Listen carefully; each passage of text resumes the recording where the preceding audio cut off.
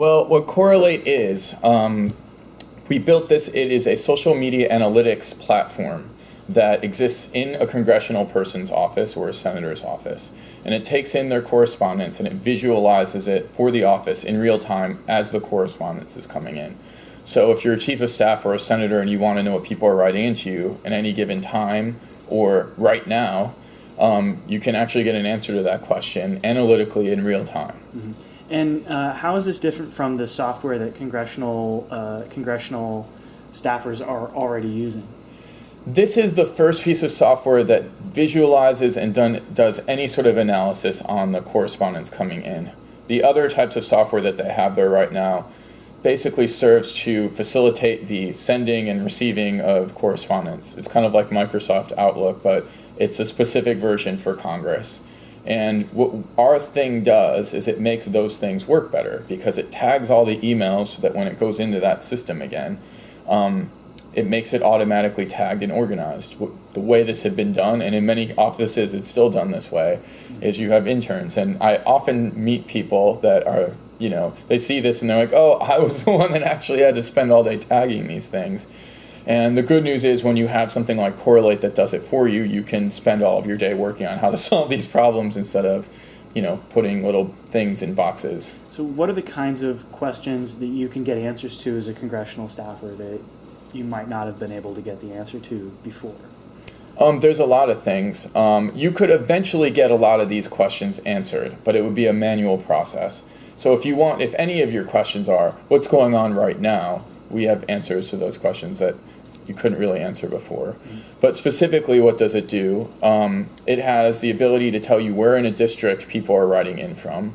It puts the emails and the correspondence in the categories, so you can actually see, what areas people are writing in about. And it's not just, I'm upset about healthcare or SOPA or one of these bigger issues.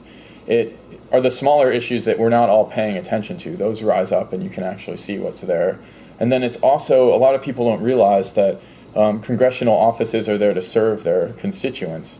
And a lot of the mail that comes in there is about something as mundane as I want a tour of the Capitol or I would like a flag to I'm an illegal immigrant and you're the last hope and I'm getting thrown out and this is a big problem.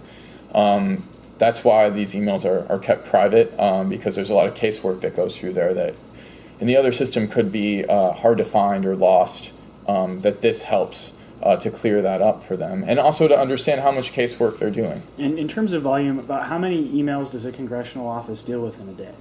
There's a wide range. It's kind of like, sometimes it's like a sleeping dog and, there might be 50. And it also depends on the congressperson and their district and how into sending emails and, there's a lot of different factors. But it can really blow up when there's a SOPA thing going on. Mm-hmm. And to really understand what people are writing in about then can be really complicated, and also a lot of the systems have been known to crash during that time. Mm-hmm. And there's some work that's being done to fix the actual infrastructure to make sure that doesn't happen, whether they're using Correlate or not. But beyond that, knowing that there's something going on and that in a particular part of your district something is going on has never really been something that they could do immediately. If there was a natural disaster and people started emailing to your office and coming soon, sending you tweets, you could actually, as a congressperson, go there and help or send people from your district office to help.